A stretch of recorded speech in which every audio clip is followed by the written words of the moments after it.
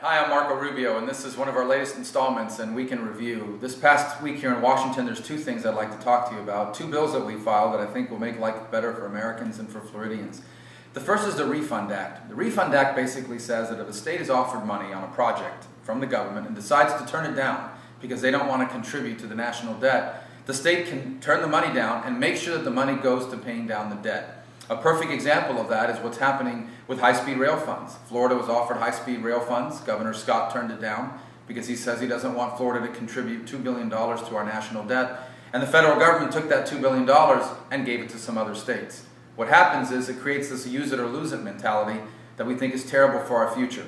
The REFUND Act says the state can not only turn the money down, but the state can say, use the money we turned down to pay down the debt. And so that's why we offered that bill, and we hope it'll make progress here in the United States Senate.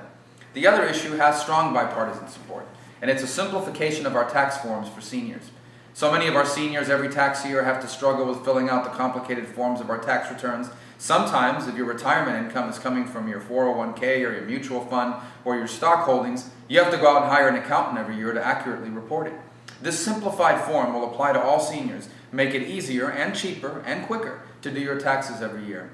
And I'm happy to be partnered with our other senator from Florida, Bill Nelson, in a bipartisan effort to make it easier every year for seniors in Florida and across the country to fill out their taxes. Next week is the last week here in session before we go into the Memorial Day recess, and we'll be talking about some interesting things. Of course, the debt limit debate continues to hang over Washington. Not much progress was made this week. The president still hasn't offered his view on how we can solve the problem. Senate Democrats, who are the majority here in the Senate, have not offered a budget either or a plan on how to deal with this. And we have to deal with it, because just last week a report came out that showed that both Social Security and Medicare are on the path to bankruptcy.